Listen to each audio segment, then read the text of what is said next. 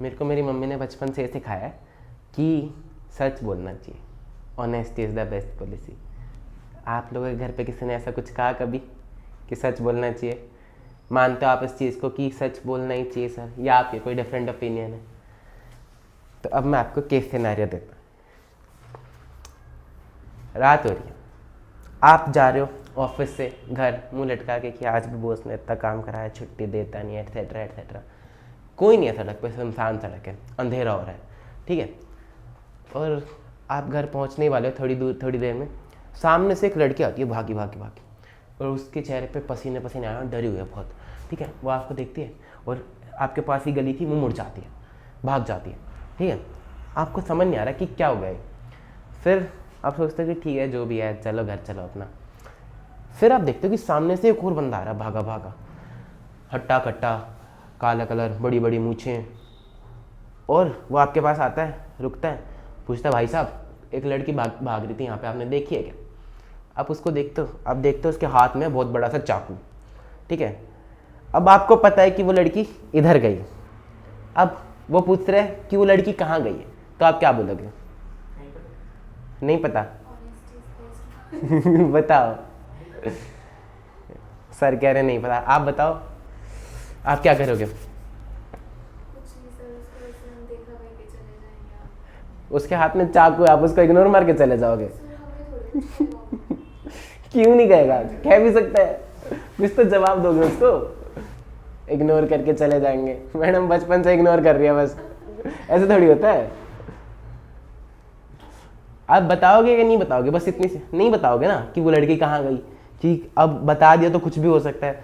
तो फिर एक तरफ हम कहते हैं honesty is the best policy. तो यहाँ पे क्या सीन है, क्या हुआ? ये सिचुएशन के हिसाब से आपने अपने एथिक्स को चेंज कर लिया कि भाई किसी की जान बचाना ज़्यादा ज़रूरी है, ऑनेस्टी तो बाद में होती रहेगी, है ना। ऑनेस्टी के चक्कर में पता नहीं वो बेचारी लड़की मर जाए तो कुछ भी कर सकता है ये आदमी। इसको हम बोलते हैं एथिक्स, जो भी हमारा पर्सनल कैरेक्टर होता है, ठीक है। हमने पढ़ा कि भाई कॉन्फिडेंशियलिटी, इंटीग्रिटी एटसेट्रा एटसेट्रा, वो सब थे प्रोफेशनल एथिक्स। लेकिन एथिक्स का क्या मतलब होता है? वो वाले प्रिंसिपल्स, मोरल प्रिंसिपल जिनके हिसाब से एक इंसान एक्ट करता है, जिनके हिसाब से वो इंसान जवाब देता है, बिहेवियर होता है, ठीक है। एथिक्स का मतलब समझ में आ गया? पहले पेज पे आ जाओ एक बारी। ये बताते हैं कि एथिक्स होती है एक स्टेट ऑफ माइंड। फिर हमने लिखा हुआ है कि कुछ हर एक प्रोफेशन में भी एथिक्स की ज़रूरत होती है। ये पेज पूरा ब्लू है, और ब्लू पेज का मतलब आपको पता है क्या है? हाँ, ये चीज़ आपको याद नहीं करनी है, ये सिर्फ आपके स्टडी मैट में समझने के लिए बेटर है, तो मैंने डाल दिया ताकि आपको ऐसा भी ना लगे कि भैया ने कुछ कंटेंट काट दिया। आप कभी भी मिला सकते हो, और पेज नंबर भी आपके पूरे आ जाएंगे। सिर्फ आप इसको समझेंगे और आगे बढ़ेंगे, याद करने पे टाइम वेस्ट नहीं करेंगे, क्योंकि अपने पास याद करने का कंटेंट ऑलरेडी बहुत सारा है।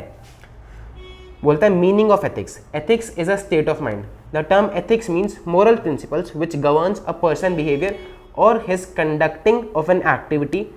It is a state of mind to act or perform in accordance with moral principles. Ethics is the science of morals in human conduct. Such moral principles and rules of conduct impose obligations upon individuals. सारी बातों में घुमा फिरा के यही बोल रहा है कि ये गवर्न करता है एक पर्सन के बिहेवियर को, वो अपनी एक्टिविटी कैसे करेगा, ठीक है, किस सिचुएशन में कैसे परफॉर्म करेगा। ये एक साइंस ऑफ मॉरल्स है कि ह्यूमन कैसे कंडक्ट करते हैं अपने आप को।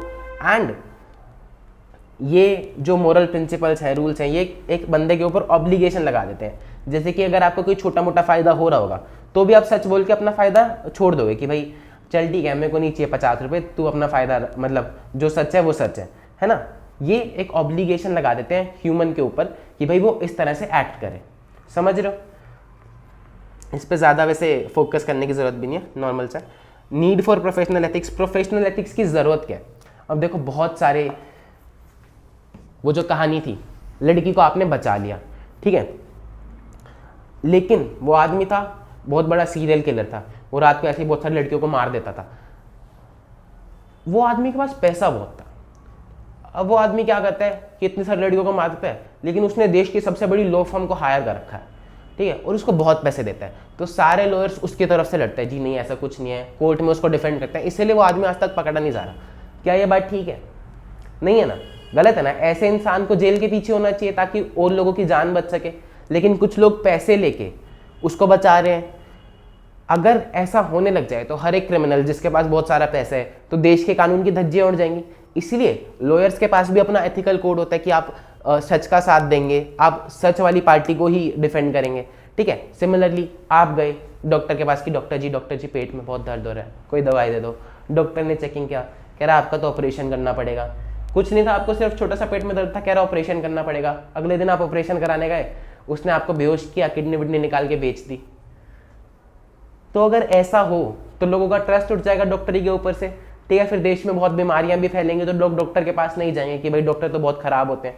तो हर एक प्रोफेशन में एथिक्स की बहुत ज़रूरत होती है ताकि लोग अपना काम सही से करें। और सिमिलरली सीए में भी जब हम एज एन ऑडिटर एक ऑडिट रिपोर्ट पे साइन करते हैं तो उसके बेसिस पे लोग अपनी ज़िंदगी की कमाई लगाते हैं, इन्वेस्ट करते हैं किसी कंपनी में। पहले क्या होता था, आजकल के टाइम में तो लोग बहुत समझदार हो गए हैं कि ऐसे सारे पैसे एक कंपनी में नहीं डालते। पहले तो लोग बहुत बहुत पैसे डालते थे। हर्षद मेहता के टाइम पे लोगों ने लोन लेके पैसे डाले हैं कि भाई तू कर्जा दे, मैं कंपनी में पैसे लगाऊंगा, मुझे भी अमीर बनना है। फिर जब वो डूबी तो बहुत सुसाइड्स हुए इंडिया में, और ये सच्ची घटना है, ठीक है। लोग कर्जा लेके पैसे डालते थे, सुसाइड करते थे फिर। तो इस तरह की चीज़ें ना हो, इसीलिए हर एक प्रोफेशन में एथिक्स की ज़रूरत है। पढ़ें, और खासकर सीए के प्रोफेशन में, क्योंकि हम जनता के लिए काम करते हैं, ठीक है। जनता हमारे बेसिस पर डिसाइड करती है कि मेरे को अपने पैसे कहाँ डालने। आजकल तो सबसे ज़रूरी पैसे ही हो गए हैं, बहुत ज़्यादा ज़रूरी। बोलते नहीं ना बाप बड़ा ना भैया, सबसे बड़ा रुपया। तो अगर वो अपने हार्ड अर्न मनी को हमारे साइन के बेसिस पे किसी कंपनी में डाल रहे हैं तो हमारा भी कुछ फ़र्ज़ बनता है कि हम एथिकली काम करें। हम पैसे लेके मैनेजमेंट के साथ मिल ना जाए, या फिर हम मैडम के लिए किसी की फाइनेंशियल स्टेटमेंट्स पे गलत साइन ना कर दें। पढ़े, professions like law, medicine have their code of ethics. हर एक प्रोफेशन का अपना एक कोड ऑफ एथिक्स होता है। In the profession of auditing, requirement of ethics is manifold. It is due to the reason that society, government, tax authorities, clients, employees, investors, business and financial community have responded tremendous trust in services rendered by CA. कि clients, tax authorities, government, जो भी लोग हैं blah blah, इन सब ने tremendous trust दिखाया जो भी सर्विसेज CA रेंडर करते हैं कि भाई CA ने इनकम टैक्स रिटर्न भरी है तो सही है, अगर उसने फाइनेंशियल स्टेटमेंट्स पे साइन करा है तो मतलब सही ही होगी, ठीक है। और The purpose of assurance engagement to enhance the confidence of the intended users. ये बात आप समझते हैं, पहले भी पढ़ी है। Therefore, users need to trust the person who is providing such services. Professional ethics are based on morality. User का ट्रस्ट होना चाहिए जो भी पर्सन प्रोवाइड कर रहे हैं। अगर मान लो एक डॉक्टर, 4 डॉक्टर के केसेस आपके पास ऐसे आ जाए जिसने भाई ऑर्गन निकाल के बेच दिए, तो आपको हर लगेगा कि सारे ही डॉक्टर्स ऐसे होते हैं, डॉक्टर का नाम खराब होगा, प्रोफेशन का नाम खराब होगा। इसी तरह अगर आपने 5-6 सीएस लगातार देख लेगी, भाई इसने साइन करा था वो कंपनी डूब गई, इसने साइन करा था वो कंपनी भी फ्रॉड निकली, सब सीए मिले होते हैं।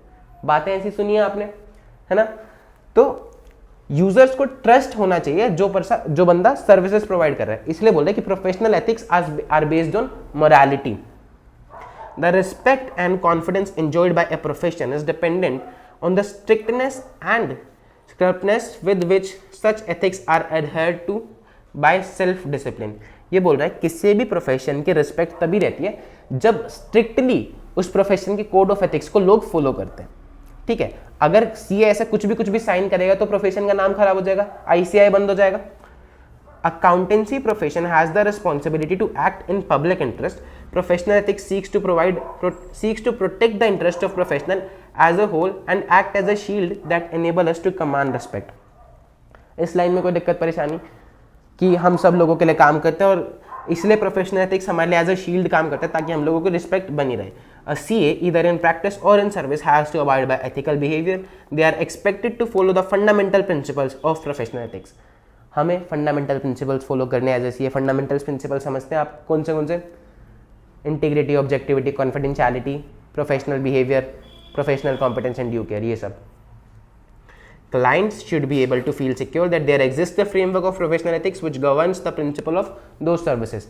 क्लाइंट्स को ये भरोसा ना चाहिए कि भाई अगर इस बंदे ने कुछ किया तो इसको सजा मिलेगी, इसीलिए मैं इस पर ट्रस्ट कर सकता हूँ, वो अपना काम ठीक से करेगा, क्योंकि इसके पीछे एक मैकेनिज्म है जो कि इसको पेनलाइज करेगा अगर ये कुछ गलत करता है तो। ICAI require its member to comply with the principle of professional ethics while performing their duties. CAs, whether in practice or in service, are required to comply with the provisions of code of ethics. Any deviation from the ethical responsibility bring the disciplinary mechanism.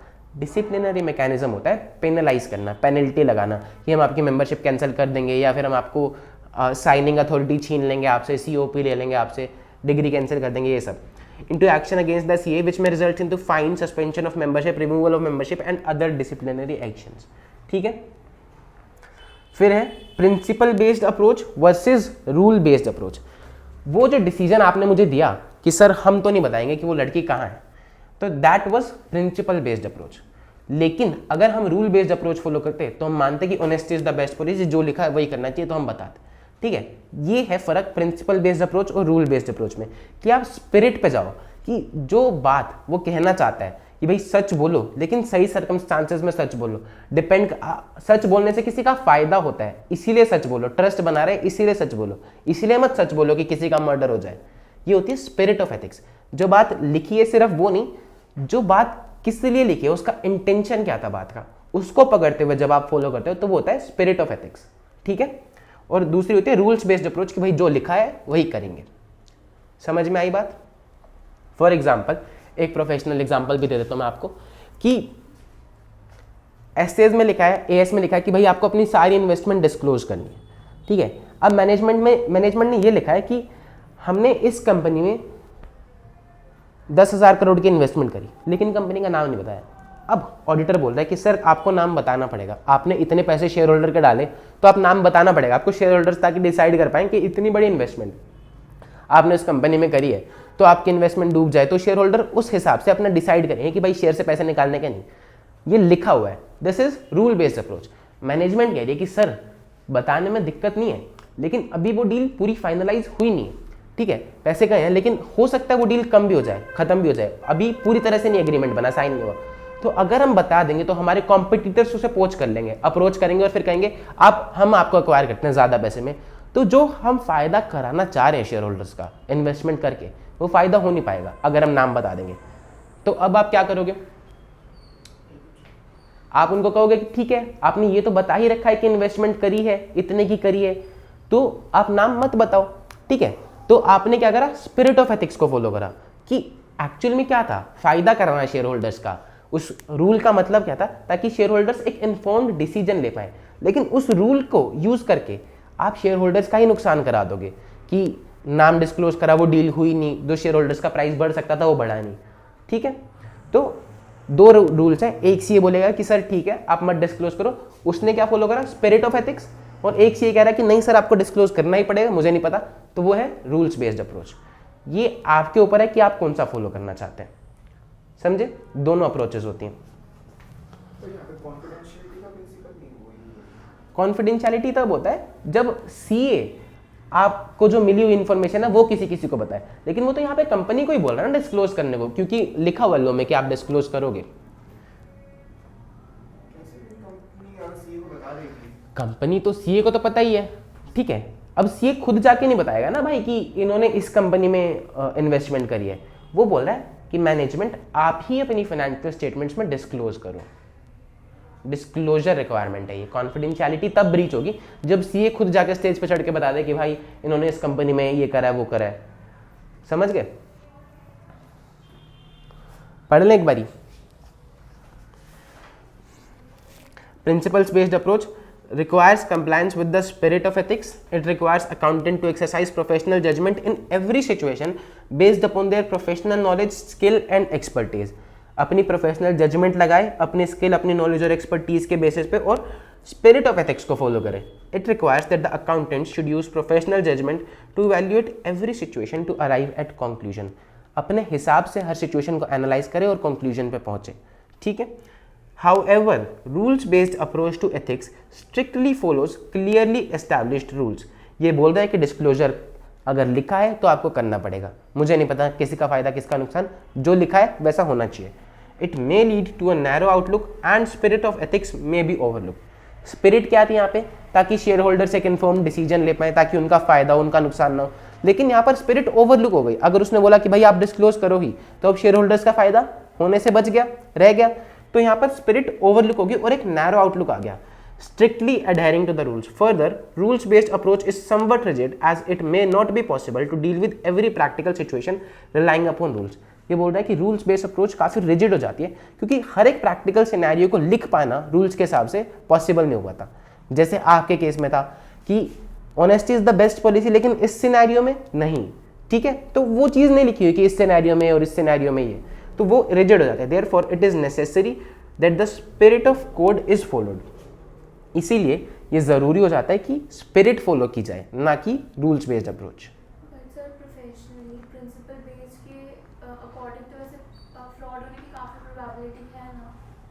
क्यों? क्या घुमाए management auditor को? अरे तो आप 5 साल पढ़ने के बाद सीए बनोगे, आपके पास बहुत सारा एक्सपीरियंस होगा अलग अलग जगह काम करने का, ऐसे ही थोड़ी मैनेजमेंट घुमा देगी। मैनेजमेंट को अपना काम पता है, तो आपको भी तो पता है, आप सीए बन के जा रहे हो तो आप एक्सपर्ट हो। ऐसे कोई भी थोड़ी ना किसी को घुमा दे। आर्टिकलशिप में तो चलो समझ भी आता है, मैनेजमेंट कुछ भी बोल दे, तो फिर प्रिंसिपल भी होता है, आपकी पूरी टीम भी होती है, आपकी पूरी टीम को घुमा देगी मैनेजमेंट कुछ भी बोल के।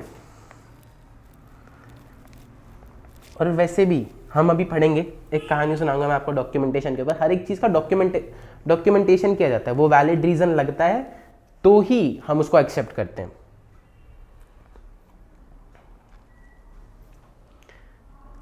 घुमा देने वाली बात को आगे बढ़ाते हैं।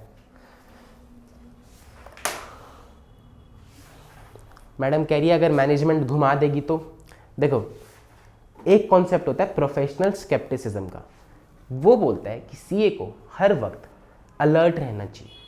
प्रोफेशनल स्केप्टिसिज्म में एक सीए को क्वेश्चनिंग माइंड रखना चाहिए। मैनेजमेंट जो भी बोल रही है सामने से क्वेश्चन करना चाहिए कि क्या मैनेजमेंट सही बोल रही है।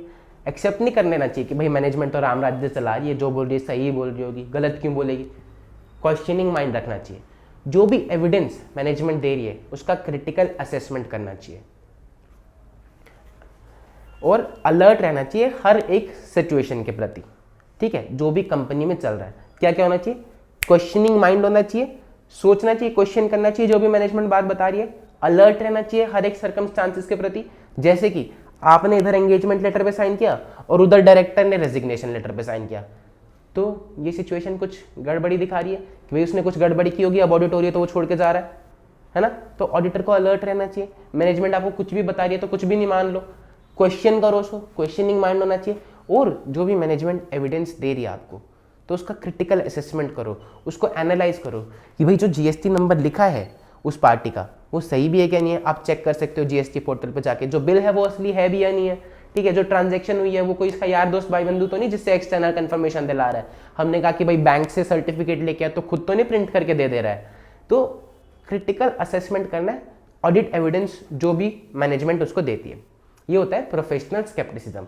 क्या मेरे साथ बोलेंगे, क्वेश्चनिंग माइंड, बोलो, बीइंग अलर्ट और critical assessment of the audit evidence gathered. बोलो, questioning mind, being alert and critical assessment of the audit evidence gathered. Madam मैं आपको बता ही दूंगा कौन सा पेज नंबर है, क्यों ढूंढ रहे हो? हाँ जो कल पढ़ाए थे, हाँ वो तो अलग था। कैसे? इंक्वायरी, ऑब्जर्वेशन, इंस्पेक्शन और एनालिटिकल प्रोसीजर, ये है रिस्क असेसमेंट प्रोसीजर। ये बोल रहा है कि एक ऑडिटर को कैसा होना चाहिए, उसको क्वेश्चनिंग माइंड रखना चाहिए, अलर्ट रहना चाहिए और असेसमेंट करना चाहिए ऑडिट एविडेंस का। वो बोल रहा है कि एक एंटिटी में हम रिस्क कैसे कैसे असेस कर सकते हैं। इंक्वायरी के थ्रू हम पता लगा सकते हैं कि रिस्क ज़्यादा है कि कम है, ऑब्जर्वेशन के थ्रू हम पता लगा सकते हैं कि रिस्क ज़्यादा है कि कम है। ये दोनों चीज़ें अलग अलग तो हैं, अभी भी सेम लग रही है। अच्छा कोई बात नहीं, रुक जा, एक बारी पूरा पढ़ाता हूँ फिर तुमसे पूछूंगा कि सेम लग रही है क्या अलग लग रही है। आ जाओ पेज नंबर 18 पे। मिला? नीचे जो फोटो छपी हुई है, professional scepticism refers to an attitude. ये है ऑडिटर का एटीट्यूड, वो थे तरीके कि आप कैसे क्या करोगे। ये एक एटीट्यूड है कि ऑडिटर को कैसा होना चाहिए, personal quality. Includes a questioning mind, हर एक चीज पे सवाल उठाना चाहिए। Being alert to the conditions which may indicate possible misstatement due to fraud और error and a critical assessment of the audit evidence. ठीक है, it signifies that an auditor has to remain alert forever. हमेशा उसको alert रहना चाहिए, ऐसा नहीं कि जो मैनेजमेंट ने बोल दिया और उसने मान लिया। The auditor shall plan and perform an audit with professional skepticism, recognizing that circumstances may exist that cause the financial statements to be materially misstated. उसको हमेशा अलर्ट रहना चाहिए, प्रोफेशनली स्केप्टिकल रहना चाहिए, ये रिकॉग्नाइज करना चाहिए कि भाई ऐसे सर्कमस्टांसेस एग्जिस्ट कर सकते हैं जिससे कि फाइनेंशियल स्टेटमेंट मटेरियली मिसस्टेट हो गई हो। जैसे कि सेग्रीगेशन ऑफ ड्यूटी का हमने कंट्रोल लगाया, या फिर बैंक में जो सेफ थी उसके अंदर कैश रखा था, बाहर हमने गार्ड्स को खड़ा किया तो वो गार्ड्स ने आपस में मिलकर चाबी खोल के कैश निकाल लिया। इस तरह की सिचुएशंस हो सकती हैं जिससे कि जो हमारी फाइनेंशियल स्टेटमेंट्स हैं वो गलत हों। एक ही बंदा सब कुछ अप्रूव कर रहा है, एक ही बंदा बिल बना रहा है, तो उसने बिल बना के पैसे ट्रांसफर कर दिए और गुड्स आए ही नहीं। ऐसी सिचुएशंस हो सकती हैं, हुई हों, जिससे कि फाइनेंशियल स्टेटमेंट में जो डेटा है वो गलत हो। ठीक है, नीचे आओ। Professional scepticism includes being alert to. अच्छा, मेरे को अब एक बात बताओ कि किसके नोट्स में लिखा नहीं हुआ पेंसिल से? लिखा हुआ आपके में? नहीं लिखा हुआ। आपके में नहीं लिखा हुआ और आपके में लिखा हुआ है, तो मैडम आप प्लीज लिख लेंगे। लिख लेंगे, बाद में लिख लेना, एक बार मेरे को पढ़ा तो लेने दो, ठीक है। वो मैंने आपको बताया, क्वेश्चनिंग माइंड, बीइंग अलर्ट और क्रिटिकल असेसमेंट। ठीक है, इधर इधर देखो, इधर मैं बोलूंगा ये सब, ठीक है, आप समझो, बाद में लिख लेना। बीइंग अलर्ट, अलर्ट रहिए कैसी कैसी सिचुएशंस के प्रति। Audit evidence that contradicts other audit evidence. मान लो एक ऐसा एविडेंट है जो दूसरे एविडेंस के साथ वो ही नहीं कर रहा। जैसे कि आपने इन्वेंट्री काउंट करा, आपने पूछा आपके पास कितनी इन्वेंट्री है, उन्होंने बताया जी 1 लाख टीवी है हमारे पास। आप जब काउंट करवाए आपने तो आपके पास 1 लाख मिले ही नहीं, आपके पास मिले 99,000, तो 1,000 टीवी का, सॉरी, हेलो, क्लास में हूँ, बोल।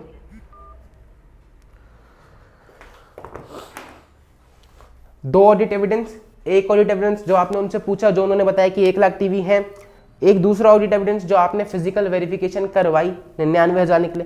दोनों एविडेंस आपस में कॉन्ट्राडिक्ट कर रहे हैं, मैच नहीं कर रहे, ठीक है। तो ऐसी सिचुएशंस के प्रति आपको अलर्ट रहना चाहिए। अब आप कहोगे सर ये तो फ्रॉड हो रहा है सीधा सीधा, लेकिन ऐसा भी तो हो सकता है जो 1,000 है वो ट्रांजिट में हो, किसी क्लाइंट के पास जा रहे हो, ठीक है, किसी कस्टमर के पास भेजे गए हो, या फिर रिपेयर होने गए हो, कुछ भी हो सकता है। तो ऐसी सिचुएशंस के प्रति अलर्ट रहना चाहिए। फिर और किस चीज के प्रति अलर्ट रहना चाहिए? Information that brings into question the reliability of documents and responses to inquiries to be used as audit evidence. आपने कहा मैनेजमेंट से कि आपकी एफडी है बैंक में 1 करोड़ की, आप मुझे सर्टिफिकेट दिलवा दो बैंक से, ठीक है। बैंक ने सर्टिफिकेट दिया, मैनेजमेंट कह रही कि सर हम आपको बैंक से कल सर्टिफिकेट लाके दे देंगे। मैनेजमेंट गई, आपके हाथ में सर्टिफिकेट दिया, आपको लग रहा है भाई ओरिजिनली कोई और फिगर लिखी थी और मैनेजमेंट ने एडिट करके कुछ और कर दिया। ऐसे एविडेंस जो ऑल्टर्ड लग रहे हैं आपको, आपको लग रहा है कि छेड़छाड़ी करी गई एविडेंस के साथ, तो ऐसी सिचुएशंस के प्रति भी आपको अलर्ट रहना चाहिए। तो आप क्या उस चीज़ को मान लोगे या फिर आप बैंक से दोबारा खुद कंफर्मेशन लोगे, ठीक है। तो ऐसी सिचुएशंस के प्रति अलर्ट रहे जहां पर रिलायबिलिटी ऑफ डॉक्यूमेंट्स पे शक हो। फिर कंडीशंस दैट में इंडिकेट पॉसिबल फ्रॉड, ऐसी सिचुएशंस जहां पर हो सकता है कि फ्रॉड हुआ हो। जैसे मैंने आपको बताया कि इधर ऑडिटर ने एंगेजमेंट लेटर पे साइन किया और उधर डायरेक्टर ने रेजिग्नेशन लेटर पे। आप ऑडिट करने आए और वो कंपनी छोड़ के चला गया, तो हो सकता है भाई ने फ्रॉड किया और अब पकड़े जाने के डर से कंपनी छोड़ रहा हो, ठीक है। या फिर circumstances that suggest the need for audit procedures in addition to those as required by SS। मैंने आपको बताया कि फाइनेंशियल स्टेटमेंट सही होने के लिए इंटरनल कंट्रोल लगे होने बहुत जरूरी है, लेकिन आपने इंटरनल कंट्रोल्स लगाए पर वो काम करते नहीं। कोई भी बंदा बिल बना रहा है, कोई भी बंदा पेमेंट कर रहा है, ओवरराइड कर रही है मैनेजमेंट, कुछ भी सामान अंदर जा रहा है, कुछ भी बाहर जा रहा है, कोई नोटिस कर नहीं रहा, कोई नोट नहीं कर रहा। तो ये है वीकनेस इन इंटरनल कंट्रोल।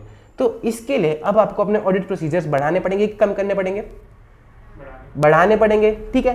तो एसएस बोलता है कि आपको भाई ये 4 प्रोसीजर करने हैं, लेकिन आपको लग रहा है कि भाई वीकनेस कुछ ज़्यादा ही है, तो मैं अब ऑडिट प्रोसीजर्स बढ़ा दूंगा, सैंपल बढ़ा दूंगा, कंफर्मेशन बढ़ा दूंगा। तो आपने एडिशनल ऑडिट प्रोसीजर्स करे जो कि एसए बोलता था उससे ज़्यादा, ठीक है। ये बात नहीं समझ में आई? आपको ज़्यादा ऑडिट प्रोसीजर्स करने पड़े। एसए ने बोला था कि 4 करो, लेकिन आपने 10 करे, क्यों? क्योंकि इंटरनल कंट्रोल्स में वीकनेस थी। तो ऐसी सिचुएशंस के प्रति भी अलर्ट रहना चाहिए जो कि ये सजेस्ट करते हैं कि भाई आपको और एडिशनल प्रोसीजर्स करने पड़ेंगे। सर्कमस्टांसेस क्या आते हैं? वीकनेस इन इंटरनल कंट्रोल, ठीक है। बात समझ में आई? फिर बोलता है maintaining professional scepticism throughout the audit is necessary to reduce the risk of overlooking unusual circumstances. देखो, सेल्स अब तक पिछले 5 साल से 10 लाख, 12 लाख, 13 लाख, 14 लाख ऐसे चल रही थी। इस साल होगी 50 लाख। तो क्या ये एक अनयूजुअल सर्कमस्टांस है? लेकिन ऐसा भी तो हो सकता है कि कोई बड़ा क्लाइंट हो जिसने डील साइन कर ली हो सकता है, लेकिन आपको ओवरलुक नहीं करना है, ऐसा मान के नहीं चलना कि भाई कोई बड़ा क्लाइंट आ गया होगा, अपनी तरफ से अज्यूम कुछ भी नहीं करना। इसीलिए प्रोफेशनल स्केप्टिसिज्म मेंटेन करना जरूरी है, ताकि जो अनयूजुअल सर्कमस्टांसेस है वो आपकी नजर से छूट ना जाए, ठीक है। और overgeneralising when drawing conclusions from the audit observations. For example, आपने बहुत सारे सैंपल्स मंगाए, अब छोटे छोटे अमाउंट में गड़बड़ी आ रही है, जो बड़े बड़े बिल्स हैं वो तो सही आ रहे हैं, लेकिन छोटे छोटे कुछ अमाउंट्स हैं, मान लो 500 वाला, 1000 वाला, 2000 वाला, उसमें कुछ कुछ दिक्कतें आ रही हैं, आपका मैच नहीं कर रहा अमाउंट, ठीक है।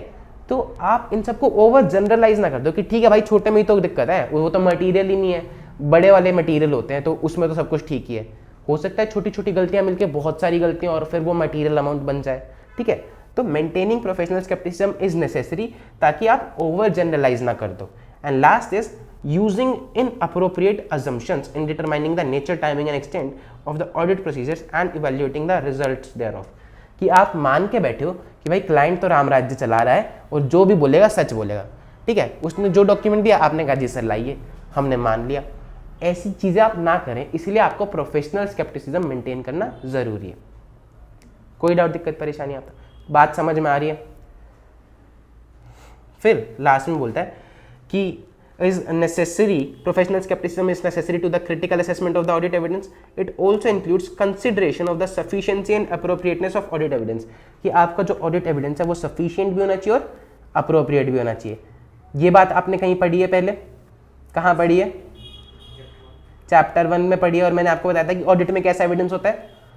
Sufficient and appropriate. रिव्यू में कैसा एविडेंस होता है?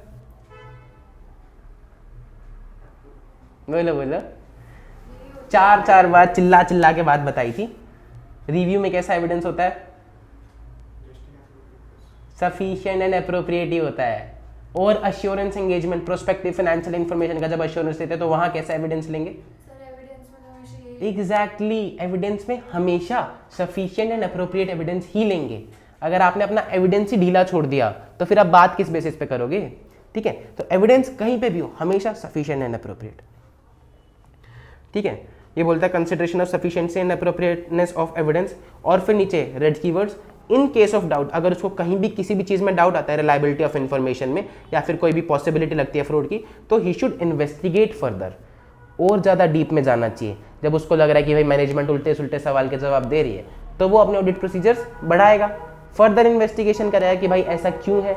उसको लग रहा है कि भाई मैच नहीं कर रही, कि भाई सेल्स बहुत ज़्यादा है पर परचेज कम है, तो वो देखेगा कि भाई क्या हुआ इसके पीछे, फर्दर इन्वेस्टिगेट करेगा, ऑडिट प्रोसीजर्स बढ़ाएगा, ठीक है। एक बार ही पढ़ो इसको, और एक लाइन जो है लास्ट वाला पैराग्राफ ये बोल रहा है, the auditor can not be expected to disregard the past experience of the honesty and integrity of entities management and DCWG।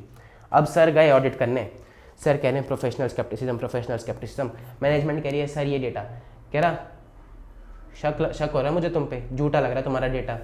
Management कह रही है सर आप एविडेंस ले लो, एविडेंस दिया, कह रहा है झूठे एविडेंस तो नहीं है, खुद तो नहीं बना के लाए, बता दो साफ साफ। मैनेजमेंट कह रही है सर हम आपके साथ ना 5 साल से काम कर रहे हैं, आज तक हमारा कोई फ्रॉड नहीं निकला, आपको क्या हो गया? कह रहा मुझे नहीं पता, प्रोफेशनल स्केप्टिसिज्म सर ने आज ही पढ़ाया, तो आज से मैं तुम पे बहुत शक करूंगा।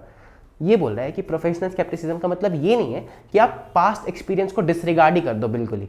मैनेजमेंट अगर इतने सालों से सही काम कर रही है तो आप बिल्कुल ही उनको ऐसे मत देखो कि बहुत ही ज़्यादा कुछ ना कुछ गड़बड़ करी है, कुछ तो गड़बड़ है।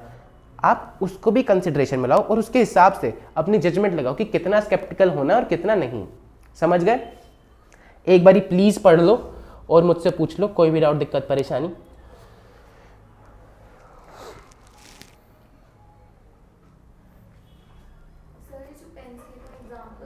यस, ये मैंने आपके लिए इसलिए लिखे थे ताकि आप जब खुद सेल्फ स्टडी करें तो आपको याद रहे, एग्जाम में नहीं लिखने हैं, सिर्फ आपकी अंडरस्टैंडिंग के लिए।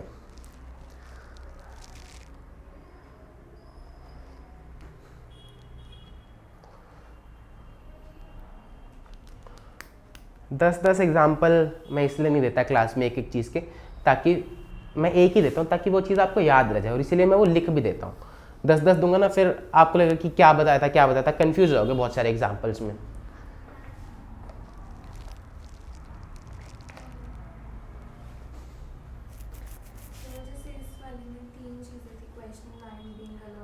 Critical assessment. हाँ, और इसमें आगे ना ज़्यादा लिखा हुआ है बीइंग अलर्ट के बारे में, ऐसा कुछ इम्पोर्टेंट जाना है। हाँ, वो बता रहा है कि बीइंग अलर्ट किन किन सिचुएशंस के प्रति आपको रहना चाहिए। फिर उसने 4 एग्जाम्पल दिए और फिर उसने बताया कि प्रोफेशनली स्केप्टिकल आपको क्यों होना चाहिए, ताकि आप ओवरलुक ना कर दो, ओवर जनरलाइज ना कर दो। इन सभी वजह से आपको प्रोफेशनल स्केप्टिसिज्म मेंटेन करना चाहिए। पहले बताया कि होता क्या है, फिर बता रहा है कि किन किन सिचुएशंस के प्रति अलर्ट रहना है, और फिर बता रहे हैं कि प्रोफेशनली स्केप्टिकल आपको क्यों होना चाहिए।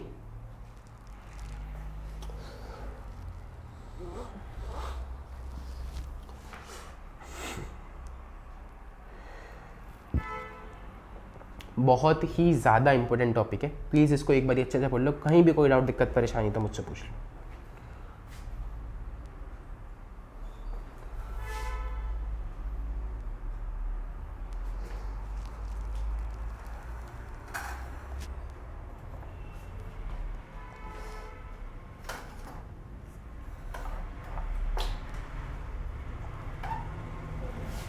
हो गया, पढ़ लिया आपने सर? हो गया।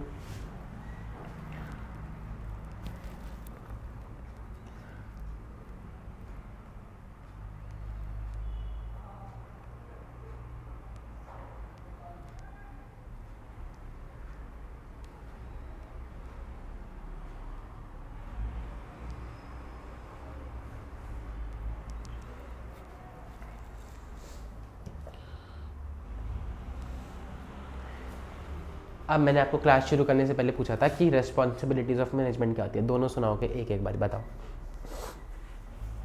ऑडिटर को सारी इंफॉर्मेशन देना जो रेलेवेंट है। हाँ, लिखा क्या था उसमें, बताओ मैडम, आप बताओ। Preparation and presentation of preparation and presentation of financial statements, disclosure of internal statements. है डिस्क्लोजर ऑफ इंटरनल कंट्रोल जैसा कुछ नहीं है। तीन थे ना, हाँ। Design, implementation and maintenance of internal control. And management should disclose all relevant information, additional information and unrestricted access. Management should provide auditor with all information, additional information and unrestricted access. ठीक है, ये थी responsibilities of management, ये आपको समझ में आती है। अब एक है एसए 210। देखो आपकी जो एसए है ना, वो इस तरह से डिज़ाइन है कि वो हर एक एस्पेक्ट को कवर करते हैं।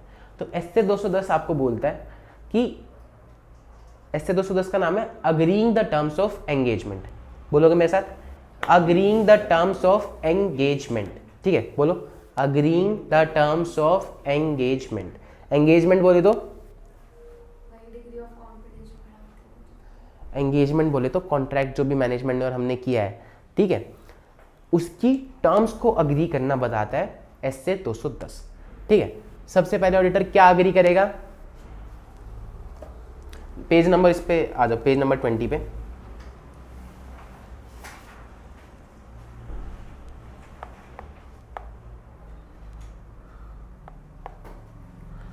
दिख रहा है पेज नंबर 20? यहां पर है preconditions for an audit, मिला? इसमें बोलता है as per SA 210 agreeing the terms of engagement to establish whether the preconditions for an audit are present. ये बोलता है कि ऑडिटर को देखना चाहिए कि प्री कंडीशंस प्रेजेंट है क्या नहीं है। क्या प्री कंडीशंस है? यानी कि कुछ कंडीशंस ऑडिट शुरू करने से पहले, सबसे पहले ऑडिटर देखेगा कि एफआरएफ जो है वो एक्सेप्टेबल है क्या नहीं है। अगर मैं कंपनी का ऑडिट करने आया हूँ तो शेड्यूल 3 के हिसाब से बना रखे ना अकाउंट्स, पार्टनरशिप के हिसाब से तो नहीं बना रखे, कैश बेसिस पे तो नहीं बना रखे। ठीक है, वो देखेगा कि एफआरएफ एक्सेप्टेबल है क्या नहीं है। दूसरा, मैनेजमेंट अपनी रिस्पॉन्सिबिलिटीज को एक्नॉलेज करती है और अंडरस्टैंड करती है, समझती भी है और मानती भी है। ठीक है, और क्या क्या रिस्पॉन्सिबिलिटीज थी मैनेजमेंट की, नीचे देखो, preparation of financial statements, design of internal control, फिर to provide auditor with all information, additional information and unrestricted access. ये सब रिस्पॉन्सिबिलिटीज थी मैनेजमेंट की। तो क्या हुई प्री कंडीशंस? सबसे पहले ये देखेगा कि एफआरएफ एक्सेप्टेबल है या नहीं है। दूसरा, मैनेजमेंट अपनी रिस्पॉन्सिबिलिटी को समझती भी है और मानती भी है, एक्नॉलेजेस एंड अंडरस्टैंड्स। ठीक है, फिर उन्होंने बताया रिस्पॉन्सिबिलिटी ऑफ मैनेजमेंट है क्या। इजी, कोई डाउट, दिक्कत, परेशानी? फिर ये बोलता है कि आप जब एंगेजमेंट लेटर दोगे तो उसमें क्या क्या चीज़ें इंक्लूड होनी चाहिए। देखो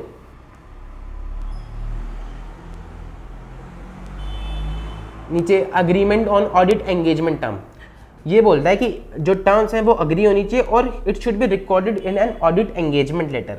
फिर मैंने येलो में हाईलाइट कर रखा है, the audit engagement letter is sent by the auditor to his client. Audit engagement letter हमेशा ऑडिटर भेजता है क्लाइंट को लिख के कि भाई हमारी रिस्पॉन्सिबिलिटी है, आपकी रिस्पॉन्सिबिलिटी है, इतनी फीस एटसेट्रा एटसेट्रा, अगर आप मानते हो तो साइन कर दो। इस बात को आप याद रखेंगे, एमसीक्यू में आ सकता है। कौन भेजता है ऑडिट एंगेजमेंट लेटर? ऑडिटर। ठीक है, क्लाइंट नहीं भेजता, ऑडिटर भेजता है हमेशा। And such a letter includes, इसमें क्या क्या लिखा होता है? Objective and scope of audit. Objective आपको पता है क्या होता है? बोलो ऑब्जेक्टिव ऑफ ऑडिट क्या है? पढ़ते नहीं हो first chapter. Objective of audit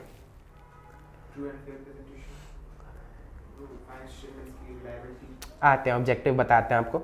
scope पता है आपको? Scope of audit, coverage of all aspects etcetera. ठीक है, ऑब्जेक्टिव होता है ओपिनियन देना, ओपिनियन कि फाइनेंशियल स्टेटमेंट्स प्रिपेयर हैं एफआरएफ के हिसाब से क्या नहीं। और क्या लिखेगा? ऑब्जेक्टिव एंड स्कोप लिख दिया कि ऑडिट क्या है, क्या क्या कवर करेंगे। रिस्पॉन्सिबिलिटीज ऑफ ऑडिटर कि हमारी क्या रिस्पॉन्सिबिलिटीज है। रिस्पॉन्सिबिलिटीज ऑफ मैनेजमेंट कि आपकी क्या क्या रिस्पॉन्सिबिलिटीज है।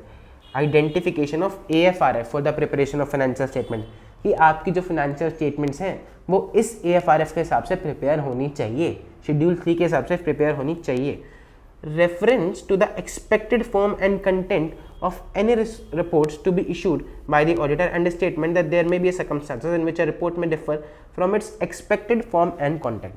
ये बोल रहा है कि ऑडिटर साथ में एक रेफरेंस भी दे देगा। जैसे आपने ऑडिट्स करी होंगी और भी पहले, तो आपने ऑडिट रिपोर्ट्स बनाई होंगी, तो एक रेफरेंस दे देगा कि साहब आपकी ऑडिट रिपोर्ट इस तरह से दिखेगी कुछ, और एक डिस्क्लेमर दे देगा कि आपके सर्कमस्टांसेस के हिसाब से ये रिपोर्ट थोड़ी बहुत डिफर भी कर सकती है। सिंपल। अभी तक कोई डाउट, दिक्कत, परेशानी? एंगेजमेंट लेटर में क्या क्या लिखेगा? ऑब्जेक्टिव लिखेगा, स्कोप लिखेगा, अपनी रिस्पॉन्सिबिलिटीज लिखेगा, मैनेजमेंट के रिस्पॉन्सिबिलिटीज लिखेगा, और लिखेगा कि AFRF कौन सा है, अप्लाई कौन सा होता है आपकी फाइनेंशियल स्टेटमेंट्स पे।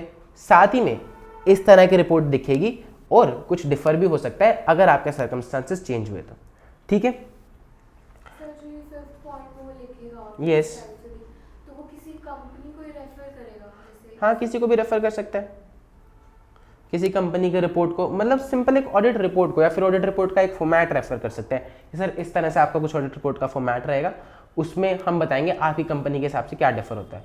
ठीक है, और ऑडिट रिपोर्ट का फॉर्मेट सेम ही होता है, जिसमें आपके चैप्टर में है, चैप्टर 5 में, चैप्टर 5 या 6 में है, तो उसमें लिखा होता है कि भाई ऑडिट रिपोर्ट में पहले ये पैराग्राफ, फिर दूसरा ये पैराग्राफ, तीसरा ये पैराग्राफ, सेम ही होती है, बस उसमें शब्द बदल जाते हैं। आपकी कंपनी अगर सही है तो सही लिख देंगे, गलत है तो गलत लिख देंगे।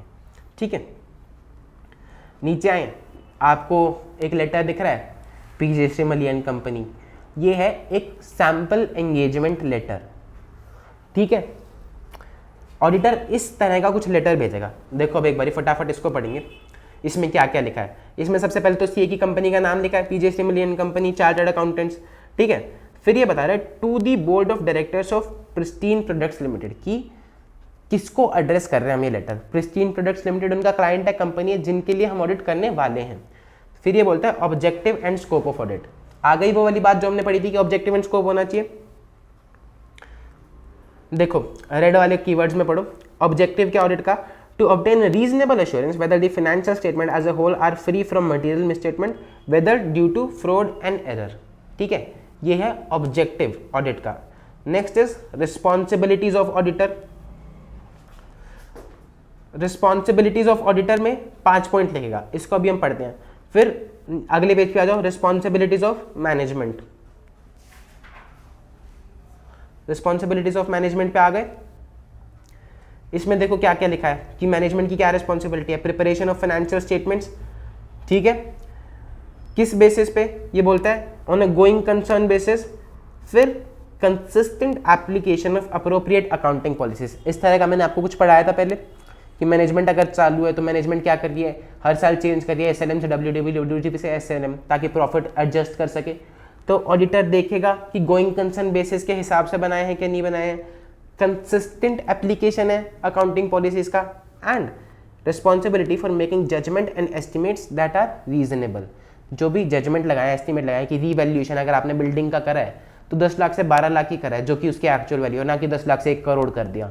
ठीक है, किस बेसिस पे आप, क्या आपने प्रोविजन फॉर बैड डेट्स करे हैं तो कितने करे हैं, जो भी जजमेंट आपने लगाई, एसएम लगाई, डब्ल्यूडी, वो सब रीजनेबल होनी चाहिए। ये हो गया preparation of financial statements. Next is B point, for such internal controls to enable the preparation of financial statements, जो कि जरूरी है, financial statements that are free from material misstatement. इस तरह का इंटरनल कंट्रोल लगाना जो कि जरूरी है ताकि फाइनेंशियल स्टेटमेंट्स मटेरियल मिसस्टेटेड ना हो। ठीक है, ये रिस्पॉन्सिबिलिटी है मैनेजमेंट की। क्या क्या? पहला, प्रिपरेशन ऑफ फाइनेंशियल स्टेटमेंट्स, इधर देख के बोलो ना। ठीक है, उसमें 3 चीजें गोइंग कंसर्न के हिसाब से होना चाहिए, कंसिस्टेंट एप्लीकेशन होनी चाहिए और जजमेंट होनी चाहिए।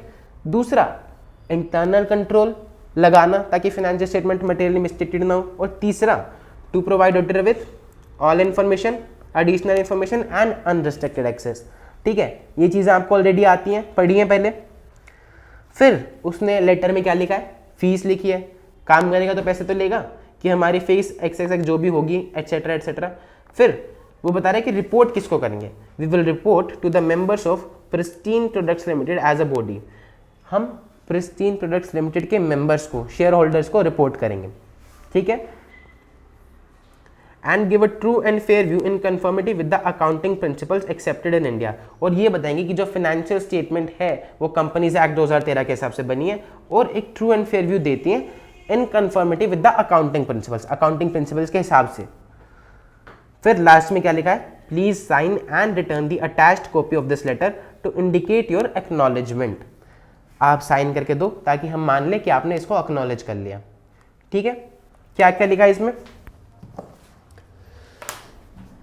क्या क्या लिखा है? सबसे पहले लिखा objective and scope of audit, फिर responsibilities of auditor, responsibilities of management, तीसरा फीस और रिपोर्टिंग हम किसको करेंगे, और लास्ट में लिखा है कि साइन करके वापस लौटा दो। रिस्पॉन्सिबिलिटीज ऑफ मैनेजमेंट आपने समझ लिया, objective and scope of audit आपने समझ लिया। एक बार इसको पूरे को रीड करेंगे, रिस्पॉन्सिबिलिटीज ऑफ ऑडिटर को छोड़ के वो मैं आपको पढ़ाता हूँ अभी।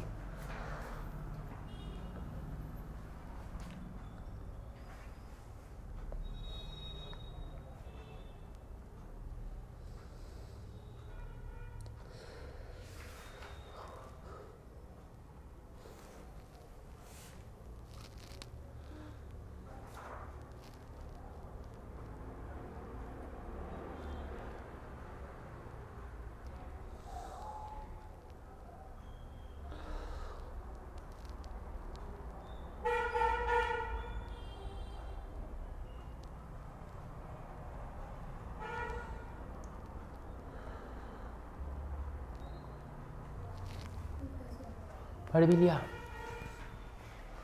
रेड वाला ही था ना? पढ़ना मैडम सारा होता है, रेड वाला तो मैं पढ़ा ही देता हूँ। अगर सारा पढ़ोगे तभी तो पूछोगे, और कोई डाउट दिक्कत परेशानी होगी तो।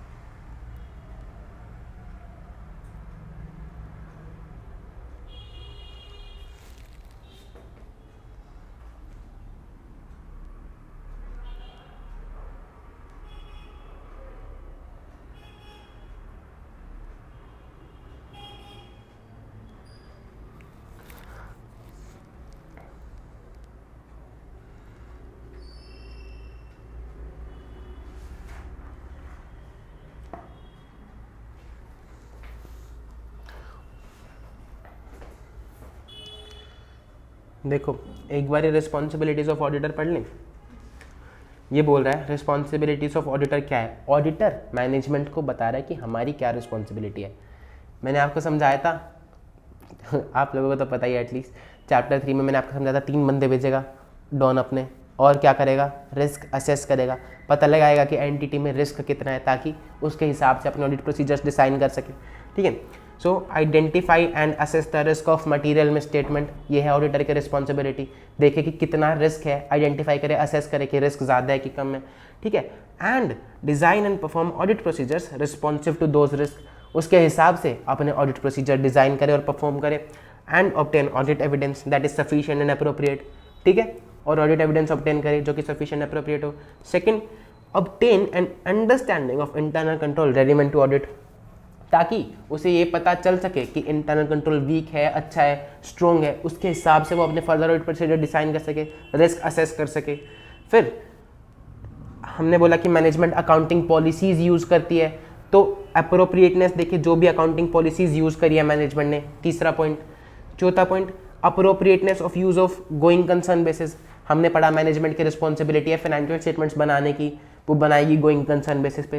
तो हम ये देखेंगे कि मैनेजमेंट चला भी सकती है कंपनी को लंबे टाइम तक, ऐसा तो नहीं कि मैनेजमेंट ने लोन ले रखा बहुत ज़्यादा, कल बंद होने की कगार पे है कंपनी और गोइंग कंसर्न के बेसिस पे बनाई जा रही है अकाउंट्स। तो हम देखेंगे कि जो गोइंग कंसर्न बेसिस यूज़ करिए, अजम्पशन यूज़ करिए, क्या वो अप्रोप्रिएट है या नहीं, क्या कैश बेसिस पे करनी चाहिए, क्या मैनेजमेंट को डिस्क्लोजर दे देना चाहिए कि भाई कंपनी होने वाली है बंद, फंडिंग ही नहीं मिल रही कंपनी को, हर साल लॉसेज हो रहे हैं, कोई फंडिंग नहीं दे रहा, अब कंपनी बंद होने की कगार पे है, सैलरी देने के पैसे नहीं है, मैनेजमेंट दिखा रही है कि गोइंग कंसर्न बेसिस, इतने डेटर इतने क्रेडिटर। जब कंपनी ही नहीं रहेगी तो कौन आपका कैश देगा और किसको आप क्रेडिटर मानोगे, ठीक है। तो जो गोइंग कंसर्न अजम्पशन है वो अप्रोप्रिएट है या नहीं है, ऑडिटर चेक करेगा। फिर ऑडिटर ये भी बताएगा, लास्ट की 2 लाइनें इसी पैराग्राफ की, कि जो भी हमने एविडेंस लिया है वो ऑडिट रिपोर्ट तक की डेट के एविडेंस में हम बता रहे हैं। आज हम बोल रहे हैं कि मैनेजमेंट ने गोइंग कंसर्न यूज़ किया तो सही है, कंपनी चल सकती है, लेकिन कल को कुछ भी हो सकता है जिसकी वजह से हो सकता है कंपनी बंद हो जाए, कोरोना आ गया या फिर रिलायंस ने जियो लॉन्च कर दिया तो सिम की कंपनीज बंद होगी, कल को क्या होगा उसका हमारा कोई जिम्मेदारी नहीं है। तो ये बोलता है our conclusions are based on audit evidence obtained up to the date of audit report, however future events और conditions may cause the company to cease to continue as a going concern, ठीक है। फिर evaluate the overall presentation structure and content of the financial statement including the disclosure and whether the financial statement represent the underlying transaction in a matter that achieves fair presentation. वो presentation देखेगा, structure देखेगा और content देखेगा financial statements का, और उसके हिसाब से बताएगा कि जो मैनेजमेंट ने प्रेजेंट किया है वो सही प्रेजेंट किया है और फेयर प्रेजेंटेशन है या नहीं है, ठीक है। ऑडिटर का काम क्या होता है, फाइनेंशियल स्टेटमेंट्स चेक करना। तो जो भी प्रेजेंटेशन स्ट्रक्चर और कंटेंट होगा फाइनेंशियल स्टेटमेंट्स का वो देखेगा और देखेगा कि जो भी ट्रांजैक्शन है वो फेयर प्रेजेंटेशन अचीव कर रही है कि नहीं कर रही, कंफ्यूजिंग तो नहीं है। हमने पढ़ा था ना कि अनएम्बिगियस होनी चाहिए, क्लियर होनी चाहिए, ये चीज़ें हमने पढ़ी थी, कहाँ पढ़ी थी, clear and unambiguous first chapter में पढ़ी थी। शेड्यूल 3 के हिसाब से अगर बनाना है तो वही बनाया है, पार्टनरशिप के हिसाब से टी शेप बनाना है तो वही बनाया है, तो प्रेजेंटेशन स्ट्रक्चर, ठीक है।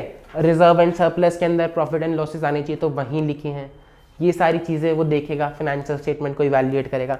अब आप एक बारी पूरा पढ़ेंगे। और एक चीज़ और देखो, रिस्पॉन्सिबिलिटीज ऑफ ऑडिटर में ही लास्ट का, सबसे लास्ट का paragraph, because of inherent limitations मिला।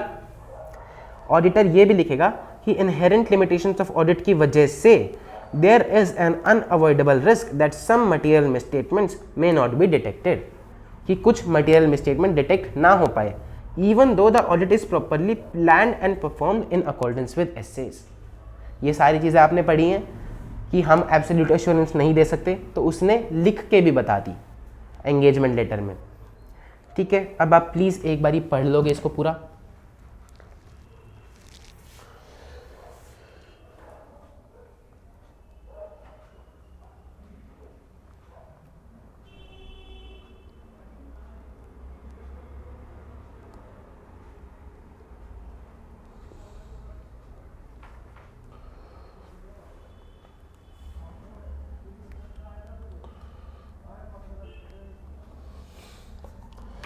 अब मैं आपसे सिर्फ 2 सवाल पूछूंगा और फिर आपकी छुट्टी कर दूंगा,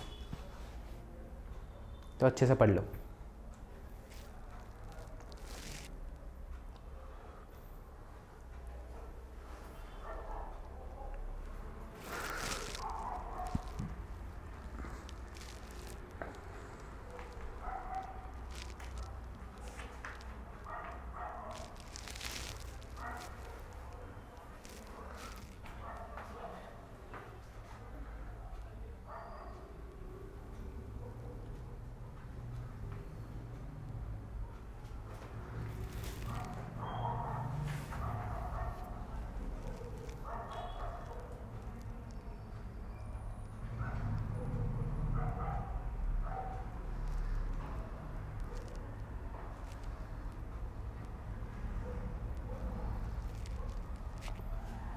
पढ़ लिया? सवाल पूछूं?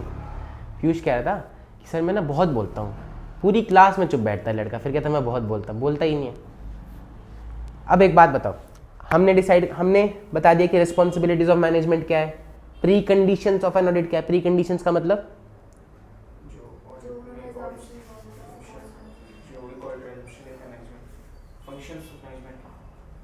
Pre conditions of an audit का क्या मतलब है? हिंदी भाषा में इजी समझा दो। मैनेजमेंट के फंक्शंस नहीं है। प्री कंडीशन का क्या मतलब हुआ? मतलब जैसे उन्होंने assume करा कि हम गोइंग कंसर्न पे चलेंगे, तो ये उनकी शायद प्री कंडीशन है।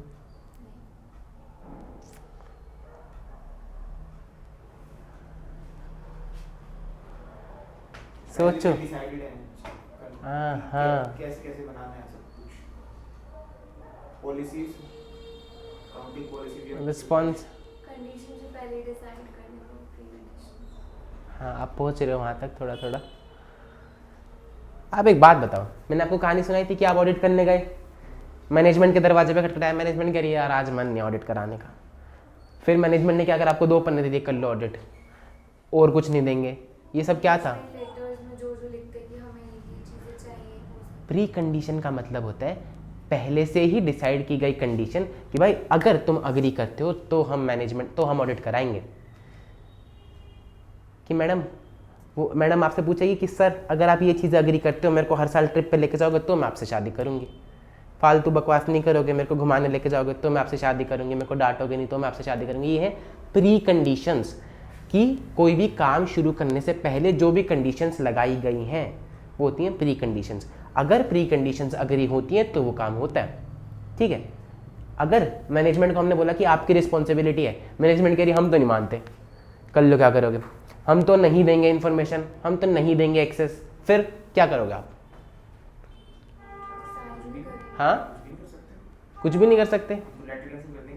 हम लेटर कैंसिल कर देंगे, हम ऑडिट करेंगे ही नहीं कि भाई अगर तुम ये सब नहीं दोगे, एविडेंस नहीं दोगे, डेटा नहीं दोगे तो हम ऑडिट ही नहीं लेंगे, ठीक है। अगर प्री कंडीशंस प्रेजेंट नहीं होगी तो आप ऑडिट एक्सेप्ट नहीं करोगे। लेकिन अगर सरकार आपको कह रही है, गवर्नमेंट आपको कह रही है, टैक्स अथॉरिटी आपको कह रही है कि भाई ऑडिट कर दे इसका, वो कह रहे हैं कि हमारा तो फाइनेंशियल स्टेटमेंट ऐसे बना ही नहीं शेड्यूल 3 के हिसाब से, या फिर हमारे पास पूरे एविडेंस है ही नहीं तो पूरे नहीं दे सकते हम, तो आप क्या करोगे? कहा किसने है? तो करनी पड़ेगी। जब लॉ ने बोला, सरकार ने बोला कि आप करो तो करनी पड़ेगी, ठीक है। तो 2 सवाल क्या था कि अगर प्री कंडीशंस प्रेजेंट ना हो तो क्या होगा, हम ऑडिट एक्सेप्ट नहीं करेंगे, but unless required by law. पहले तो हम मैनेजमेंट से पूछेंगे कि भाई क्यों नहीं दोगे इन्फॉर्मेशन, क्यों नहीं दोगे डेटा, ऑडिट करानी है ना तुमको। हम पहले डिस्कस करेंगे मैनेजमेंट के साथ, फिर हम डिटरमाइन करेंगे कि क्या निकल रहा है, हमें ऑडिट करनी चाहिए एक्सेप्ट कि नहीं करनी चाहिए। अगर लॉ बोल रहा है तो हम करेंगे, अदरवाइज नहीं करेंगे। मैनेजमेंट कह रही है कि ठीक है सर, हम डेटा बना देंगे, फाइनेंशियल स्टेटमेंट्स दे देंगे, एविडेंस दे देंगे, लेकिन आप हमारा परचेज डिपार्टमेंट चेक नहीं करोगे, आप हमारा सेल्स डिपार्टमेंट चेक नहीं करोगे। ऑडिटर कह रहे कैसे? सेल्स से तो टर्नओवर निकलती है, टर्नओवर तो मेजर सबसे बड़ा पोर्शन होता है टर्नओवर, उसके बेसिस पे तो लोग डिसाइड करेंगे कि पैसे डालने के नहीं डालने। टर्नओवर क्यों नहीं चेक करनी, सेल्स डिपार्टमेंट क्यों नहीं चेक करना? कह रही नहीं सर, बस हम वो चेक नहीं करने दे सकते, आप कुछ भी चेक करो। तो अब क्या होगा, आप अपनी ओपिनियन दे पाओगे फाइनेंशियल स्टेटमेंट्स के ऊपर कि सही है कि नहीं है? नहीं दे पाओगे ना, क्योंकि आपने कुछ चीज़ें चेक करी ही नहीं, तो आप उस पर ओपिनियन दोगे कैसे? तो इसको हम बोलते हैं डिस्क्लेमिंग एन ओपिनियन, कि आप ये लिख रहे हो कि भाई मैंने ये चीज़ चेक नहीं करी तो मैं बता ही नहीं पा रहा कि फाइनेंशियल स्टेटमेंट सही है कि नहीं है, मैनेजमेंट ने चेक ही नहीं करने दी। इसको बोलते हैं डिस्क्लेमिंग एन ओपिनियन। छोड़ दे भाई नोट्स को, मैं बता दूंगा कौन से पेज पे। डिस्क्लेमिंग एन ओपिनियन समझ में आया? अब इस केस में आप क्या करोगे, जब मैनेजमेंट आपको पहले ही बता रही है देखो हम ये देंगे, परचेज और सेल डिपार्टमेंट हम चेक नहीं करने देंगे, अब क्या करोगे आप? हाँ, अगर लो ने बोला तो हम एक्सेप्ट कर लेंगे, अगर लो ने नहीं बोला तो हाँ, तो हम ऑडिट एक्सेप्ट नहीं करें। 2 चीज़ें अलग अलग, एक है प्री कंडीशंस, मैनेजमेंट बोल रहा है हम ये चीज़ें तो दे देंगे आपको, इन्फॉर्मेशन चाहिए, एडिशनल इन्फॉर्मेशन चाहिए और अनरिस्ट्रिक्टेड एक्सेस भी देंगे, वो होती है प्री कंडीशन, वो अग्री करेगी। लेकिन फिर वो कह रही है कि सिर्फ 2 डिपार्टमेंट का नहीं देंगे, सारी प्री कंडीशंस अग्री है, सिर्फ 2 डिपार्टमेंट को चेक नहीं करने देंगे। लिमिटेशन लगा रही है आपके स्कोप पे कि आप ये चेक नहीं करोगे, तो फिर आप सेम करोगे कि आप ऑडिट एक्सेप्ट नहीं करोगे, अगर लो बोल रहा है तो करोगे, ठीक है। पेज नंबर 21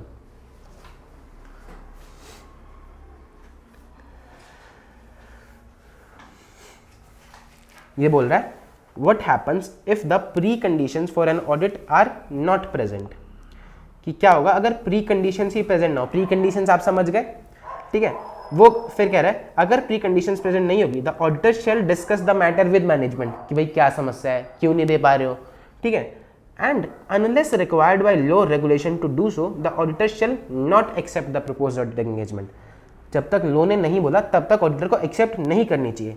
कब कब नहीं करनी चाहिए, क्या प्री कंडीशंस थी, अगर ऑडिटर को लगता है कि जो एफआरएफ है वो अनएक्सेप्टेबल है, कुछ और ही एफआरएफ लगा के फाइनेंशियल स्टेटमेंट्स बना रखे हैं, या फिर मैनेजमेंट अग्री नहीं कर रही अपनी रिस्पॉन्सिबिलिटीज के साथ, जो कि है preparation of financial statement, internal control, access to all information and unrestricted access, ठीक है। अगर मैनेजमेंट ये सब अग्री नहीं करती है या फिर एफआरएफ ही गलत है, इन केसेस में ऑडिटर एक्सेप्ट नहीं करेगा unless required by law. But sir अगर उसने एक्सेप्ट कर लिया और उसके बाद कर रहे हो कि नहीं, वो आपको कल की क्लास में बताएंगे कि मैनेजमेंट आई आपके पास और सर चेंज कर दो प्लीज़ कुछ कुछ, लेकिन आज ये वाला समझ में आ गया अभी, ठीक है।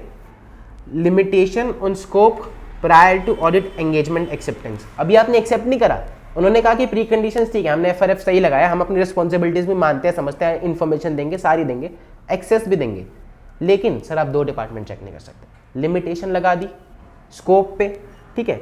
इफ मैनेजमेंट और TCWG impose a limitation in terms of a proposed audit engagement such that the auditors believe that the limitation will result in auditor disclaiming an opinion, कि आखिर में ऑडिटर को डिस्क्लेमर देना पड़ेगा ओपिनियन के basis पे कि यार मैंने ये चीज़ें चेक नहीं करी तो मैं बता नहीं सकता कि फाइनेंशियल स्टेटमेंट सही है क्या नहीं है। 3 ही चीज़ें तो लिख सकता है ना ऑडिटर की फाइनेंशियल स्टेटमेंट गलत है, सही है, या फिर मैं नहीं बता सकता कि सही है क्या गलत है क्योंकि चेक कर नहीं पाया मैं। अगर ऑडिटर को लगता है कि आखिर में मुझे यही ओपिनियन देनी पड़ेगी कि मैं बता नहीं सकता, तो फिर उसको ऑडिट एक्सेप्ट करनी ही नहीं चाहिए, ठीक है। The auditor shall not accept such a limited engagement as an audit engagement unless required by law और रेगुलेशन टू डू सो। अब देखो मैनेजमेंट बोल रही है कि सर ठीक है आप चेक कर लेना, सब चेक कर लेना, लेकिन सिर्फ ये जो 4 क्रेडिटर्स है ना इनको चेक नहीं करने देंगे, इनसे बात नहीं करने देंगे, क्योंकि इन्होंने हमारे ऊपर कर रखा केस, हमने इनके ऊपर कर रखा केस और वो चल रहा है कोर्ट में, तो आप कुछ भी इनसे जांच पड़ताल करोगे तो हमारा केस कमजोर हो जाएगा, बाकी आप सब कुछ चेक कर लो। तो क्या इसमें आपको डिस्क्लेमर देना पड़ेगा? नहीं, आपने पूरी फाइनेंशियल स्टेटमेंट्स चेक कर ली, सारे डिपार्टमेंट्स चेक कर लिए, सिर्फ 4 लोग थे, 4 बैलेंसेस, क्रेडिटर में से कुछ 4 क्रेडिटर्स जिनको आप चेक नहीं कर पाए, तो आप लिख सकते हो ना कि मैंने सब कुछ चेक कर लिया, सब सही है सिवाय इन 4 चीज़ों के। डिस्क्लेमर देना तब हुआ जब आप कहो कि फाइनेंशियल स्टेटमेंट सही है क्या नहीं है हम बता नहीं पा रहे क्योंकि हम चेक नहीं कर पाए। यहाँ पर परचेज और सेल्स डिपार्टमेंट बहुत मेजर डिपार्टमेंट है, इनका इंपैक्ट पूरी फाइनेंशियल स्टेटमेंट्स पे है, तो इसीलिए आप नहीं बता सकते कि फाइनेंशियल स्टेटमेंट सही है क्या नहीं है। लेकिन एक डिपार्टमेंट क्रेडिटर में से सिर्फ कुछ 4 क्रेडिटर्स को आप चेक नहीं कर पा रहे, तो आप बता सकते हो कि भाई सब कुछ ठीक है सिवाय इन 4 के जो हमने चेक नहीं करे, ठीक है। यहाँ पर डिस्क्लेमर नहीं हुआ जब वो बता ही ना पाए कि कुछ ठीक है कुछ गलत है, क्योंकि वो चेक ही नहीं कर पाए, उसके रिस्ट्रिक्शन लगा दी स्कोप पे। फॉर एग्जांपल एक कंपनी है रिलायंस, उसकी बहुत सारी सब्सिडरीज हैं, तो जियो पे चल रहा मान लो कोई केस, और रिलायंस के अंबानी जी कह रहे हैं कि आप सब सब्सिडरीज चेक कर लो, ट्रेंड्स कर लो, ज्वेल्स कर लो, एटसेट्रा, रिलायंस फ्रेश कर लो, सब चेक कर लो, जियो को छोड़ दो क्योंकि सेबी ने उस पर केस चला रखा और वो नहीं चेक कर। अब ऑडिटर जब रिपोर्ट देगा तो वो बताएगा कि ये सब सब सब सब सही है, सिर्फ एक जियो को हम चेक नहीं कर पाए, तो स्पेशली जियो के लिए वो इशू करेगा एक डिस्क्लेमर, लेकिन रिलायंस एज अ कंपनी के लिए वो रिपोर्ट इशू करेगा जो उसको नॉर्मली करनी होगी, और एक चीज़ लिख देगा कि जियो इसमें इंक्लूडेड नहीं है, जियो को हम चेक नहीं कर पाए। समझ गए? ठीक है, अब तक कोई डाउट दिक्कत परेशानी? आपकी क्लास हम यहीं तक रखते हैं।